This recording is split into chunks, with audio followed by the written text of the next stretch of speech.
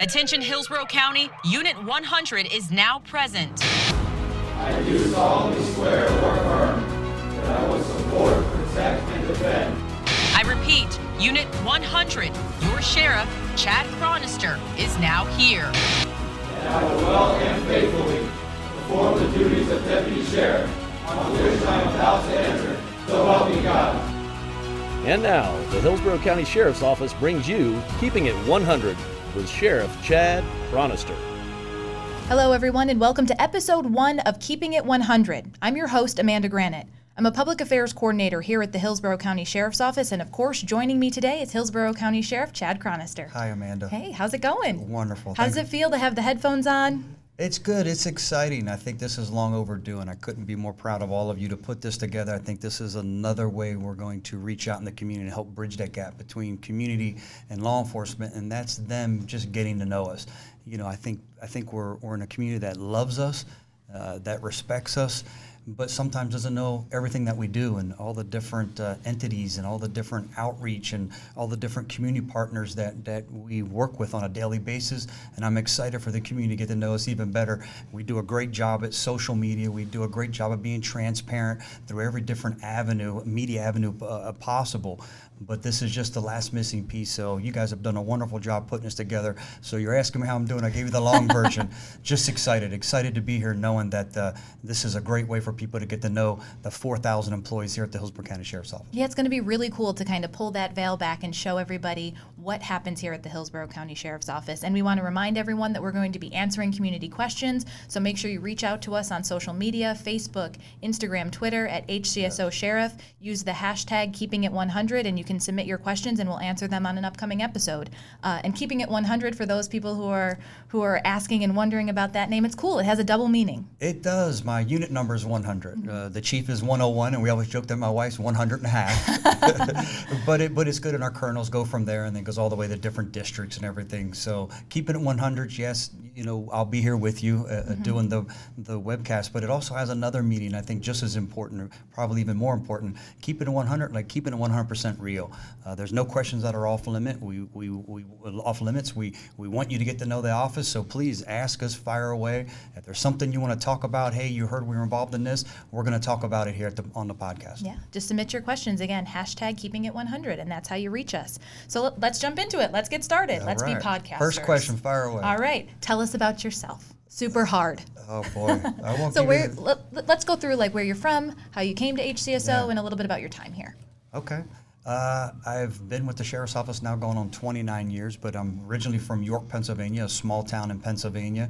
I went to college in northern Pennsylvania for 2 years, decided the snow was not for me. I was tired of going to college and class every day, walking up through the snow, having to let your car warm up, and then now you go into class when you thaw out, so now you're cold and wet. My nose was always bleeding from being in the cold, the dry heat. I'm like, I'm done. I literally came home after my second year in college, took the snow tires off my car, washed my clothes, and left the next morning for Florida, and I've been here ever since, and that was 32, almost 33 years ago. That's awesome. And why law enforcement? It's a couple different reasons. Number one, I was raised by my grandfather. My dad wasn't in my life. My mom worked 3 jobs to make sure we had a couple pairs of clothes on us and food in the refrigerator that we were only allowed to microwave, weren't allowed to use the stove. And he was... In World War II, he was Iwo Jima and Guadalcanal, and he always had that Marine mentality, that Marine culture of service, and always helping a fellow brother and helping. Well, he was serving the country, but even when he came back home, he was always involved in serving his community. And I always looked up to him. I'm like, you know, this is great how this man's truly making a difference. Everyone knew who he was because he was always lending a helping hand to whoever needed it. And I was like, man, I knew I wanted to do something service related. I didn't know what it was, and it kind of just came to me. And another story that always stuck with me is when I was 1 year old. When I was a 1 year old, my mom was in the hospital having my sister, and my dad at the time was still in our life, and she was delivering my sister. We were at home. He was in the bathtub. And I was running around in the bathroom, and me and my infinite wisdom at 1 year old thought that it'd be a great idea, the caps that go on top to cover the bolts on the toilet, that I would put it in my mouth. So Oh, no. I did with the slippery side, the round side up, and I immediately began choking. So my dad jumped out, grabbed me, and I was really choking. He could barely move it enough just to get me a little gasp of air to maintain life. Well, we lived in a duplex, and the next door neighbor was a police officer.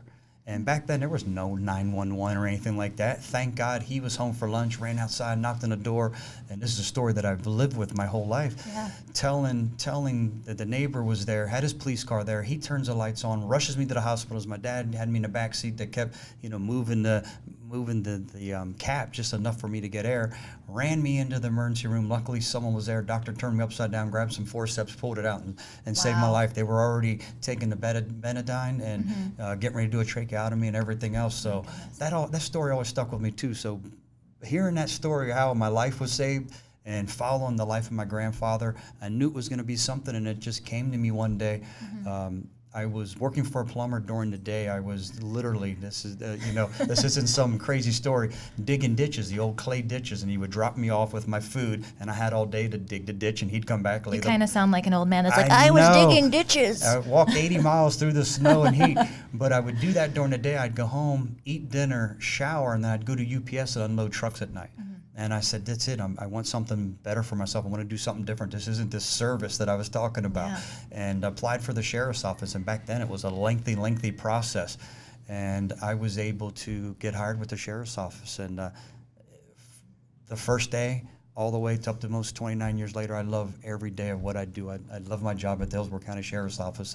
I was raised here. I grew up here. I became a man here. And I've learned so much over the years. I owe the sheriff's office everything I have. What were those first few days and weeks with the sheriff's office as a brand new deputy, those emotions and feelings like? Nerving because I'd never been in a police car until the first day I graduated the academy. Never shot a gun before for the first day until the day I joined the academy. So the first day I got released, got out, got assigned my area. I was with my field train officer, got in his police car. I'm like, holy crap, I'm in a police car. But very nerving as you get different assignments. You have to become comfortable. I'm like, well, you knew kind of the basic statutes, but how do you apply them in the real world? I'm like, okay, this education's starting all over again.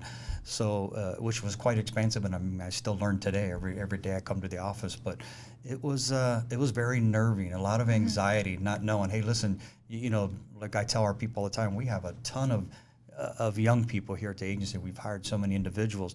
They want to do the right thing. Just sometimes they don't know what the right thing is and just need some leadership. And that's exactly right. The sound effects from the roosters, that's just to authenticate that we are here in Ybor City. Yep, that's not a sound effect. That's actual roosters outside. Exactly. A staple here in Ybor City. Definitely. The person who saved your life when you were one, really ended up having a huge impact on you. Do you remember the first person you may have saved? Person I saved. The first person I saved probably would be, and it's not a life-saving measure like we're all talking about. It's a female who was being beat by her husband for years and years and years, and I spent hours with her trying to talk to her and tell her she could change her life and she didn't have to live like this. And I think she truly thought she had to, like, hey, I have to endure this for my kids and this. And it was great being armed with a ton of resources that were in a pamphlet that we were given access to say, listen, you can change this, you can do this. And had learned that she had left her husband and changed her life. Now, I don't know anything much more than that, but I always say that's probably the first person that I would hope that I just maybe encouraged and made a difference in their life. And maybe saved her life and changed the course of her life by just spending some time, just making sure that she knew there was another way of life and that somebody cared. Sure. And obviously, we've talked about some of the good parts of the job, making the difference in that woman's life, feeling nervous and excited on your first few days of the job. But the job is difficult. What are those difficulties for new deputies and law enforcement officers in general? Yeah, this is the most rewarding job I think anyone can ever do. It's just selfless service. There's nothing more gratifying knowing that you help somebody. It's a great job because it's not mundane. Every call, every minute is something different. It's not sitting in an office, well, I know I have this paperwork, this certain paperwork to fill out. So I always love the excitement of the job. I guess the danger of the job and how society has changed. I think it's great that we live in a community that adores their sheriff's office, and I remind our employees every day how important that is, the trust that's been built and following the footsteps of so many who have created that relationship that we have with our community. And that's why it's so important for the deputies to have the resources they need, the training that they need, and that they're the most professional versions of themselves, because it's so important to maintain that relationship. That's great.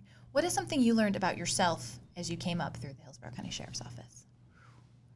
I guess and I graduated high school probably weighing 80 pounds. You know, I was always a small kid. I didn't even shave until I think I was a sophomore in college. I was a late bloomer, and I think I always lacked confidence in myself that I had the ability to change anything, that I had the ability to make a difference. I was a small kid from small town Pennsylvania. I wasn't supposed to be doing any of this, and to be in a town, a community like Tampa, and accomplish what I've been able to accomplish, and I mean accomplish not as far as successes, but as far as the relationships that I've built, the friendships that I've built, and being a part of this agency in any capacity, making a difference in the community the way we have. That's probably something I'm most proud of, and learned about myself that, hey, listen, you are capable of so much more. Other than what the inside of a police car looks like, what's something that surprised you when you first started here? That somebody would lie to you. Yeah. You know, I was a young kid, lived in a small town, and I think I lived a sheltered life, and even in college. And the first time someone just, committed a crime, and, I was naive. I'd believe them. And the next person was saying, I believe them too. And they're like, hold on a second, what do you mean they lied to me? Right. I think that was something that I learned immediately, that, hey, listen, criminals lie. Mm-hmm. They're doing bad things, and they're not going to be honest with you. Yeah. One of the amazing things about the Hillsborough County Sheriff's Office is that deputies have a chance to go into specialty units and to really make a concentrated difference in their community. And that's something that you did before you became sheriff and before you were in the command staff with the Hillsborough County Sheriff's Office. What are some of the roles that you did in some more specialized units? Yeah, and I think that's important. You're never going to come to the sheriff's office or any type of law enforcement agency and get rich. And you can't do it for the money. You have to do it because you love making a difference in the community. And I think that's what makes the Hillsborough County Sheriff's Office so enticing, is because it's so expansive, it's so diverse. After your first 3 years here, you can do anything you want to do. And I was fortunate because after 2.5 years, I did have a baby face at the time, and they needed someone to work street level drugs in schools, and that was it was extremely problematic. I came in the height of the crack cocaine era, and got my first opportunity early on in my career. But it's been phenomenal from working street level narcotics, then working narcotics, more of the smuggling, the bigger cases. Then I was transferred to the intelligence section, and I love that, doing all the dignitary protection, doing some of the internal affairs cases, working some of the public corruption cases. I learned so much there. I was promoted and got to stay there, so I really enjoyed it. Now I was able to be a supervisor and continue there. I got promoted to sergeant, went back to the street. It was great after being off well, hold on, I missed a step. I was a warrants detective for 7 years. I kind of got burnt out and narcotics. So what does that mean for people who aren't familiar with law enforcement? I kind of got burnt out in narcotics. I was there, and it was just crazy hours. It was just nonstop. Informants always calling, and I'm like, I need a break. I wanted to shave. I wanted to take a bath. I wanted to cut my hair. I wanted to eat normal food instead of, doing deals and eating in bars and eating chicken wings and pizza. That gets old fast. It sounds really cool in the beginning. Gets old fast. It was great. I have a size 31 pants. When I was in narcs, my size 34s were tight on me. No. That shows you just it was unhealthy. But a warrants detective is someone who is assigned a warrant. There's a lot of warrants that are issued for people for whatever the offense, from not paying child support all the way up to first-degree murder. And warrants detectives that we had here in Hillsborough County was a section, and our responsibility was, here's the warrants, go get these individuals. So I like that because it wasn't a lot of investigative work as far as going to court and putting cases together. It was, hey, listen, a little cat and mouse game, go find this person. So it was great going that direction, and I spent 7 years. I had a phenomenal partner doing that, and did that for 7 years, and then went to the intelligence section.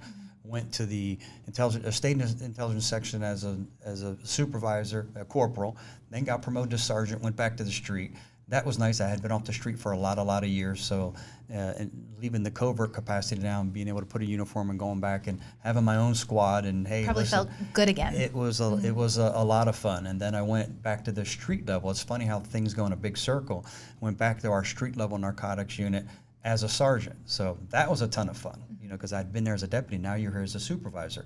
And then I went back to the warrant section as a sergeant. Just going back and forth. So that was great. And then I got promoted to lieutenant. I went to the community outreach section, and had a blast there because I'd always been chasing bad guys.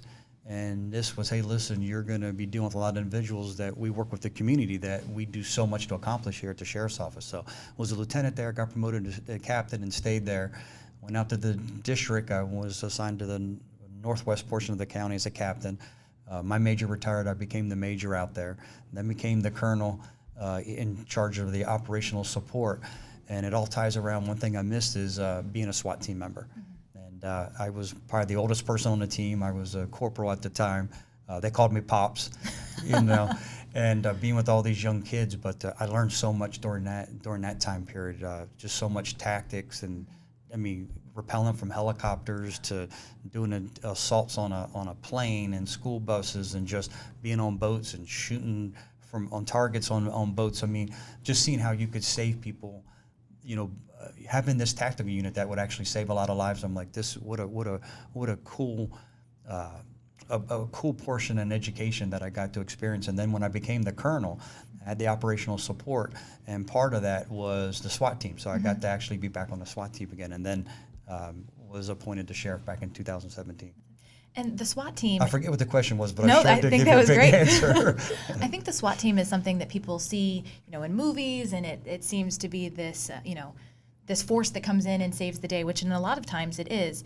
It had to be a really cool experience, and I can see like the light behind your eyes when you start talking about that. I think once you're a SWAT member, you're always a SWAT member. That fraternity is there, and it is when all else breaks down. Call the SWAT team. But I think I didn't learn a lot of actually deploying force or doing stuff like that. The biggest component that I learned is how you de-escalate situations and find a peaceful resolution to any situation every possible time we could. And 99% of the time it was always that peaceful resolution, having that tactical unit, using less lethal force, working with negotiators. I learned more of how to de-escalate a situation and save a life. And that was probably the most rewarding part. But, when you train together, back then it was 3 12-hour days, and you're together all the time, or you're on call-outs. And sometimes it was busy. We left one call-out, went to another call-out. I mean, it was busy times back then, and we were getting called out a lot. And the good part was I learned a tremendous amount. What's that like? Obviously, some people who are listening to this will be law enforcement in their families, and they know what that's like. But it's hard on your family, too, to have that on-call situation, and you deal with that now as the sheriff. How does your wife handle that? Yeah, she's a trooper. Matter of fact, back then, though, that's one of the reasons I got off the team. Yeah. I was single for a lot of years, and my relationship started getting serious with my now wife, so 13 years ago or so, 14 years ago, probably around there. And it was tough. And I remember one of the last call-outs was her birthday party, and we're out for dinner, and just sat down. Dinner was just coming, and the pager goes off. Back then it was pager, so the pager went off. You have to go to this call-out. That's a small box you would put on your hip, and it would pop up with a number and for the kids. It would tell you what the call is and where to go and go now. So I kissed her goodbye and I left, and that was at 5 o'clock in the evening, 5:30 in the evening. Got in my car. I drove my police car and took off down to the south end of the county. Was there all night long, and didn't get home until noon the next day. And that's tough. Yeah. That's tough. It's not like you can sit there on your cell phone and keep in contact with your wife. And then you'd get home at noon and you'd sleep again till 5. You try to get some sleep, and then you had to go back to work. We don't have a full-time SWAT team, so we had to go back to work that night. If not, you're minus a supervisor on patrol, and that was difficult to deal with. So exciting times, but you're exactly right. It's extremely difficult in family life. And at the time when I started getting serious, my wife had a 2.5-year-old at the time, 3 years old. And I knew that I had to make a change. So it was probably one of the toughest decisions coming in and talking to the colonel at the time and saying, listen, I told you if I couldn't give 110%, I wouldn't give anything at all. And reluctantly, regretfully, I have to resign from the team, but it's tough. Now as the sheriff, my son's a little older. He just turned 16. It's a little different. It's a little easier. I mean, I can't speak for my life. I don't think it's ever easier when I say, hey, kiss you goodbye and I have to go to some tactical situation or she wakes up to the phone call also at 2 o'clock in the morning. She answers the phone. The phone's on her side of the bed. So whenever you have to call the house, you talk to her first. So she always wakes up, and then I have to go shower or put a baseball hat on and go. And it's like, a lot of times you don't have time to call. I have a little more accessibility than I did back being a SWAT deputy out on some scene, but it's hard on her. I'm sure it's hard. It's hard on every deputy. It's not just me as a sheriff or me as a SWAT operator. It's every deputy. When every deputy has to kiss their loving family goodbye and say, listen, I'm going to go serve the community, that's tough because you never know what the day or that night has in store for you. So you can't take any day or any moment for granted. I think that experience that you have probably makes you that much more of a better sheriff because you're able to relate to the people who are on the street or on SWAT or doing those calls, working those holidays, going through all of that because you've been through it. Absolutely. I can immediately put myself in anyone's shoes because a lot of the assignments, almost all of them here, I've done it. So, and I don't say that in being arrogant. No. I say it just knowing I understand where they're coming from so I can empathize with them. And I think that helps me be a better sheriff to the members here at the office. Kind of almost goes into our next question. Your advice for deputies and their families. As far as coming into the Hillsborough County Sheriff's Office, it's a transition. It's a different kind of career that is going to have different kinds of demands. Yeah, there's a lot of sacrifice that comes with being an employee at the sheriff's office. Your family sacrifices, the employee sacrifices, but on the other end of the scale, there's no career that is more rewarding because you're always changing someone's life. You're modifying their direction or directory of the course of their life. There's nothing more gratifying knowing that you help somebody, from pushing a car, from changing a tire, to giving a hug, to showing someone a card, to being one of the detention deputies who help inmates every day inside our detention facilities, or our civilians who deal with the public. We're a service industry.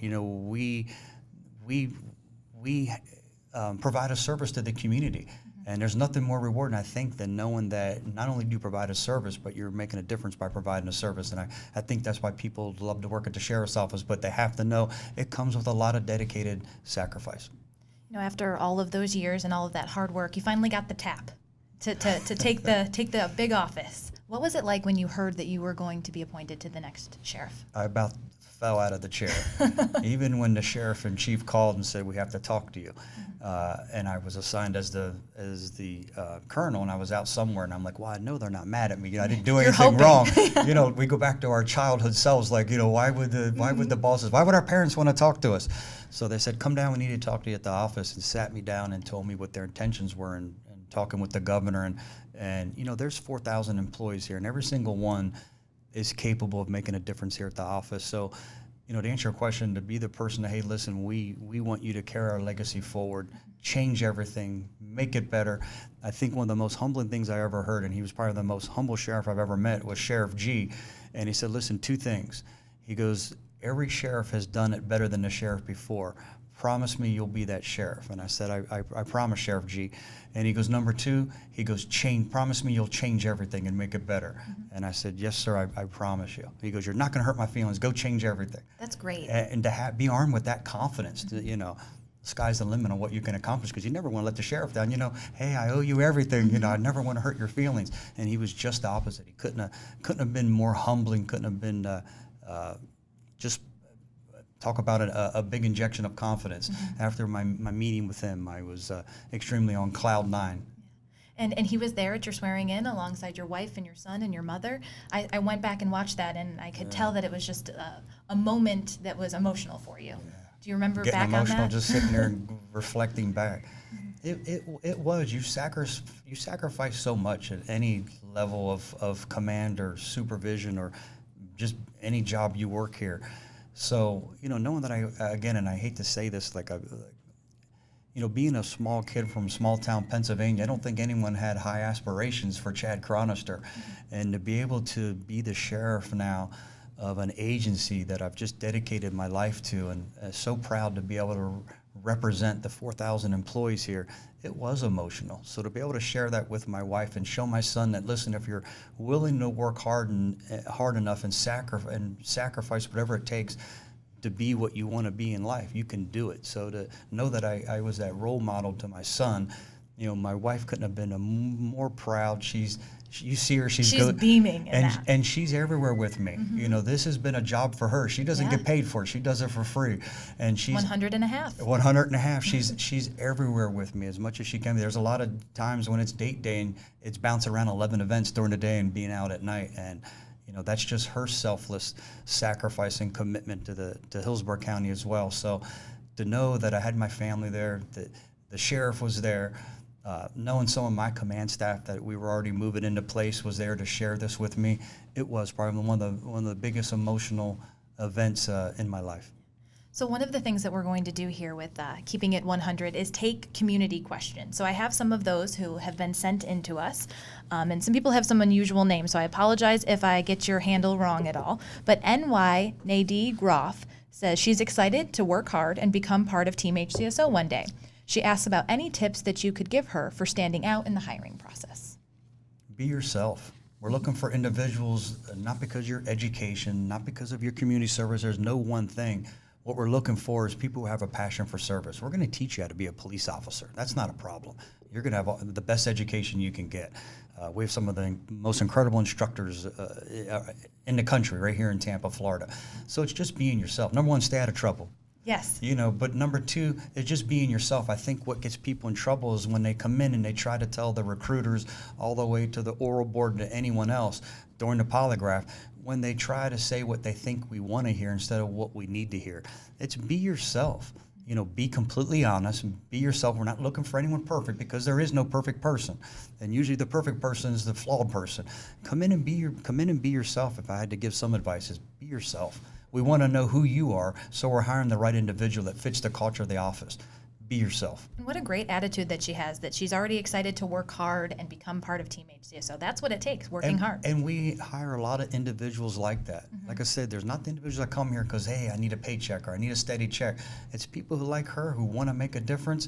That's what makes it exciting. We'll hold a spot for you. Yeah, joinhcso.com. Yes, please. And so we actually got this next question and our final question from several people on our Instagram page. And it's a simple one for you. What's your favorite part about being sheriff? Probably the people that I meet. And that's a twofold answer. Number one, the great people that I get to meet. I'm out in the community. I meet so many individuals, hear their stories, get to know them. That's probably one of the best parts. And the second part is making a difference. Whether it's making a difference with our employees or making a difference out in the community, I've never had a platform in my life where you could truly affect some change.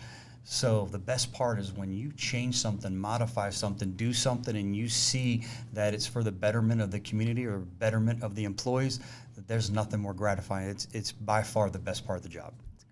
Well, you guys, we are just getting started with Keeping It 100. Coming up on our second episode, we're going to have Chief Deputy Donna Lazinski. She's going to be joined by the sheriff. They're going to talk about the challenges that they first had when they took over HCSO, all of the things they wanted to change with the blessing of the sheriff before them, and then also the things and goals that they have for looking into 2020 and the future of the Hillsborough County Sheriff's Office. So thanks for joining us for episode 1. We did it, Sheriff. That's it. This wasn't bad. It's painless. All right. See you guys next time. Thank you for listening to this edition of Keeping It 100. To keep up with Team HCSO in between each episode, follow us on Twitter, Facebook, and Instagram at HCSO Sheriff.